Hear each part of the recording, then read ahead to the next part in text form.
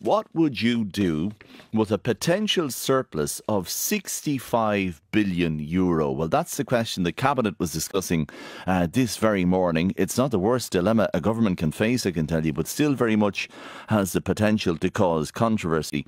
Should we, for example, pay off some of the national debt, which is spiralling well over 200 billion, to reduce further interest payments on that? What about a pension fund, a pension crisis coming down the line? Should it be put aside for a rainy day?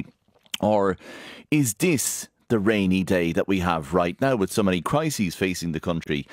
Should we use it to supercharge home building and so on and so on and so on? I'm joined from our Dáil studio by Fine Gael Minister of State at the Department of Finance, Jennifer Carroll McNeill, and also by Sinn Féin Finance spokesperson, Piers Doherty. You're both very much welcome to the programme on this key issue. Minister Jennifer Carroll McNeill, it's your government that is discussing what to do with this potential surplus, and a huge surplus it is. What's the plan? Well, could I say this is a really good thing for the state? We've gone from corporate tax receipts of €4 billion 10 years ago to €22.5 billion last year. This reflects corporate tax, but also very high income tax and tens of thousands of jobs right across Ireland, which this reflects. It's very, very important and good, but nevertheless, we do estimate that a significant amount of this is windfall, and it's highly concentrated in, the bulk of it is coming from just 10 firms. So it's vulnerable to shocks, and because of that, we have to manage it very carefully and very prudently. What Michael McGrath, Minister for Finance, has done is gone to Cabinet today, and he'll be publishing a detailed report tomorrow on the different options available to Ireland. Should we look at a sovereign wealth fund, for example? Is it an extension of a type of a pension reserve fund? You mentioned there that we have a very significant pension issue coming down the line. We know that we have an ageing population. How do we future-proof for that? So the question, we will publish a report tomorrow with some different options to be considered by government, by industry stakeholders, to feed into the different options that might be considered, and then go back to government with final proposals. So a straight up question for you, and you know this very well, the recruitment and retention crisis facing the public service in hospitals and among Gardaí and so on. Should the public service sector get an increase in wages? That has already been the case with the different public sector pay agreements. I mean, we have built into... on top of that, I mean. Well, it is already the case that we have ongoing discussions in relation to that, but what that is precisely the point, is that we need to separate out what we believe to be windfall in nature from increases in permanent spending that are built into the system. Okay, because so as we not, saw... not with this money, is that the answer? Well, we have spent very considerable... Like, if you look at the budget last year, which was a €12 billion budget, about half of that was money that was built into permanent spending through social welfare increases, through tax decreases, and the rest of that was cost of living, top-off, once-off measures, because we were so concerned about this windfall nature. And I do so I think you can do both. Of your answer. It's not an either-or sort of thing. Yeah, this is both. Your answer is quite analytical there, and I do appreciate that. But maybe Gardaí and nurses and doctors and others in the public sector will say, look, we put in a really tough few years. I deserve some kind of a bonus. I'm thinking of leaving the service. Are you saying no to that? No, what I'm saying is it's not an either-or sort of thing, Cormac. It can be both. We are already engaged in public sector pay negotiations as we do on a regular basis. Okay. We are already engaged in preparing a budget that will deliver further tax cuts. But we can also do this, because I'm quite sure that anybody working in the public sector now wants to make sure that we also make provision for their pension. And we have to take seriously the pension challenge that is coming towards us. And we have to make sure that when we have opportunities like this to take a tax intake of this kind, which is, as I said, a really fantastic position to be in, but we need to use that wisely, because nobody will thank us 15 and 20 years from now if we don't do that. OK, you've mentioned an awful lot of things. I'm going to go across to Piers Doherty in just a second. Would you turbo boost infrastructure investment? Sorry, Jennifer first. Oh, sorry, I thought you were talking to No, Chris. you're okay. Well, that is one of the options. What my own view is, to the extent that you can invest in the long-term development of the state, through the options are around capital infrastructure. That's really important. Making sure that we acknowledge our ageing population, and making provision for that. Making sure that we have considered all of these different structural options available to us. As I said, with the budget already, we recognise the challenges of the day, both in terms of once-off measures and permanent changes. Okay. But this is very different. Very unique. It is a once-off opportunity that could change at any moment. Like, we're literally vulnerable. vulnerable to shocks, firm, as you say. Okay, I company level external shocks. That's how vulnerable this is. And we have to be careful. Pierce Doherty, stay with me, Minister, for just a second. First of all, before we get your plan, Pierce, would you give credit to Fine Gael for bringing us from bankruptcy and being under the IMF in 2011 when they came into power to potential surplus of €65 billion? Would you give credit to Fine Gael for that? Well, if I'm to give credit for Fine Gael for that, I need to also point out many of the issues that people will be pointing out, that the 3,500 kids, Cormac, who woke up this morning in emergency accommodation aren't very thankful of the fact that we've surpluses. What they really want is a home, and what we haven't done is managed the wealth that we now have in this country, the surpluses that we have, to actually deliver for citizens in the here and now, and that's a real big problem. So what would you do? Now we have an opportunity. We have an opportunity, as has been pointed out by Jennifer there. There are huge surpluses coming into the state, which will grow each year over the next number of years. Much of them are windfall taxes, and it's really important that we do not base any of our current expenditure, repeated expenditure, on the basis of windfall tax. So a state investment fund is an appropriate vehicle to actually put a portion of those monies in. And we have a reserve fund already, which Sinn Féin supported money going into in the last budget. There's about €6 billion in that reserve fund at the minute, but that reserve fund doesn't invest. It doesn't generate any income, and I think that's a mistake. This needs to be an investment fund which actually generates income, which doesn't lose its value as a result of inflation. So no ongoing expenditure is what you're saying. So no top up for nurses and doctors and public sector workers. That's not what I said at all. What I said, there's two parts in relation to the surpluses that you're going to see next year and the years after. First of all, a portion of that is windfall taxes, and then the second portion is recurring taxes, which the Department of Finance believes are recurring each year. So, for example, next year, that portion, the recurring taxes, will see a surplus of €4.4 billion. That will grow to nearly €8.5 billion in 2 years' time. So there is capacity here, even excluding the windfall taxes. To do what? For example, to turbo boost infrastructure, to actually deal with the national scandal that has evolved over successive governments now, where we have the highest levels of homelessness in the history of the state, where we have entire generations locked out, where we have house prices out of control because of lack of capacity and rents beyond the reach, where we have a woman, an elderly woman in her 70s, coming on national radio telling us that she doesn't know where she's going Jennifer to live. Jennifer is in agreement with you on that, unless you can give us a figure. Well, first of all, we've had surpluses this year, and we didn't see a ramp up in terms of housing. The projected surplus this year, Cormac, is €10 billion.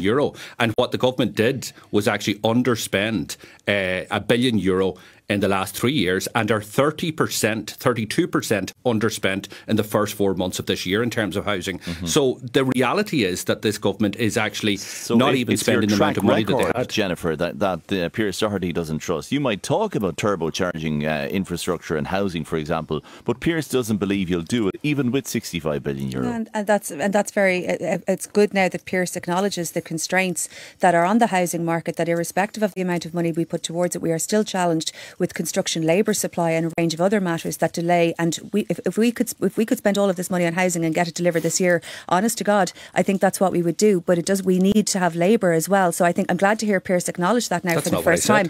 But the other thing is, I'm glad to hear Pierce acknowledge the state's progress over the last 10 years, where we went from an IMF programme now to having this kind of surplus, where we went from having 16% unemployment, and that's after people had emigrated, to having less than 4% employment in this state. And the value of the jobs that we have across a number of different sectors, they are high value, high paying jobs across pharma, tax, tech, finance, financial services, medtech. It is a diversified economy, and what that means is there's an element of resilience built up in the economy. To various crises under Fine Gael as well for over 10 years. So which one of the crises would you tackle with the 65 billion? Well, these are the options that we're going to consider, but I think that which one? Let's be more specific here. But I can't though, Cormac, because this is about a scoping paper to look at exactly that and how we're going to use that money, and it isn't for me to make that decision on the radio here with you.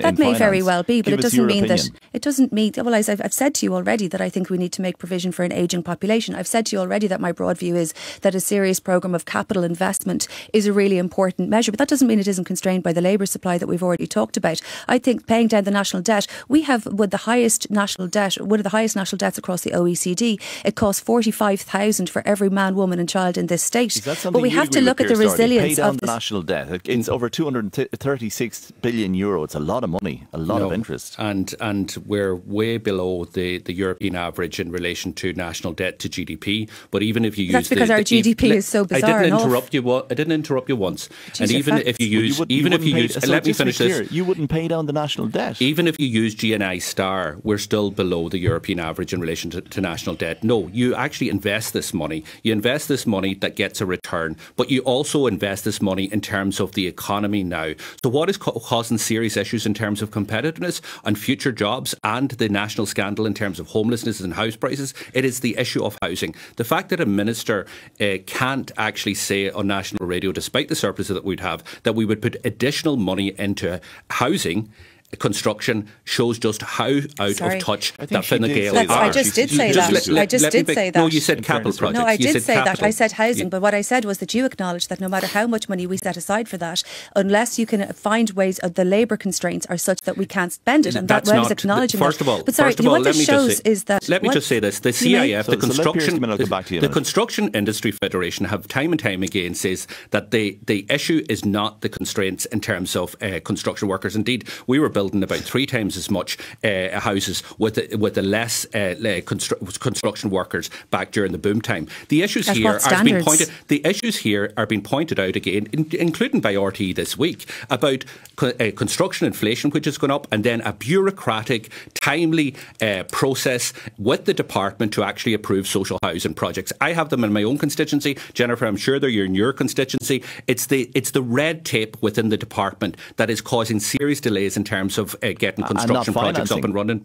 So you're acknowledging that. It doesn't matter if Jennifer and her colleagues plough more into housing. It's the red tape, you say. So because of course you put more money into construction and you remove the red tape. This isn't isn't just the only thing that you do. We've been making this point for years. You could be the Minister for Finance after the next election. Give me a yes or no on these. With this money, the recurring taxes, if you will, would you give job seekers, lone parents, those on disability allowance and carers, would you give them an increase? We're arguing that they should have an increase at this point in time, Cormac, because of the cost of living crisis. This government left those individuals poorer this year as a result of inflation. That is true. As a result of inflation. Give us an indication as to what you would do then, and would you use this part of this 65 billion to further increase what you've already on top of what you've already promised? But Cormac, this 65 billion sits outside budgetary packages that are in the tune of about €5 billion anyway. So there is choices to be made in relation to the budgetary package, the increased 5% of spending that is on top of this. So these surpluses are on top of that. So there are choices that you can make. There are also other incomes that can be raised to make sure that the most vulnerable are protected. But so that's a yes to an increase to all of those people. So, you asked me in terms of social welfare and carers and those in disabilities. We've argued that in our alternative budget. We believe that as a right, you shouldn't be leaving those most vulnerable people poor in the middle of a cost of living crisis. That's what the government did. On job seekers, give them an increase beyond what's already projected with the 65. It is already the case in the last budget that we provided. People will have seen in their pockets money, paying less tax. They will have seen the changes. If anybody who's paying childcare will have seen their costs come down. Last month in April, 1.3 million people got an additional €200 cost of living support. 65 billion. But we continue to work forward on a budget by budget basis. But what we have to acknowledge is the resilience. For these people, but that's not what I'm saying, Cormac. What I'm saying is you look at the budget next year. I'm saying there is a tax package due. There is a social welfare package due in the next budget. But what you got to step back for a second and look at the overall position of Ireland. Only 10% of people pay 60% of income tax in Ireland. That is really important, and you've got to look at the resilience of our country overall and how we're going to continue to develop, continue to attract high-value jobs. Final question to you both on another matter. I'm really out of time here, but I'll start with you, Jennifer Carroll McNeill. Your fellow Junior Minister Niall Collins today, for the first time, it's reported, publicly stated that he knew his wife was interested in buying public land in Limerick when a meeting he attended agreed to put the site up on the open market. Should he now answer TD's questions in the Dáil on this? He was in the Dáil last week, and I saw what he said. I mean, he said he should have recused himself from that meeting. He should have recused himself from that meeting, and I don't have any, But should he answer questions from TDs? Given that he stated for the first time publicly that he knew his wife was interested in buying I think he's been very open to answering media questions today. But this is about something that happened before he was even a TD. He was in the Dáil last week making an explanation. I think he took further questions by media today. Questions, yes, but Dáil questions, no. Is that it? I think it's not for me to say. It's a matter for him. I want your opinion. My opinion is that it's something that happened that before he was a TD, and it's a matter for a local area committee, and that he has explained that in the Dáil. He's as a TD, as a minister, come in and explained that he's answered another question on it today, that he should have recused himself from the meeting. Conflicts of interest come up all the time, but you have to manage them, as everybody tries to do, and he should have managed that one better. Pierce Doherty, should we leave SIPO to do its work here now on this one? Look, the minister, which the Dáil holds to account, the minister should come before the Dáil and answer questions. It is very, very obvious that isn't going to happen, and it's very obvious that he has the protection of the three party leaders, despite the fact that there was different standards for Barry Cowan, who was sacked because he wouldn't answer questions to the Dáil. Okay. It is up to SIPO now. There is a complaint. SIPO's going to investigate that, and they have to make their own determination and rulings in relation to that. We'll await the outcome on that one. Look, sorry to cut in and way over time. Pierce Doherty of Sinn Féin, Minister Jennifer Carroll McNeill of Fine Gael, thank you both very much.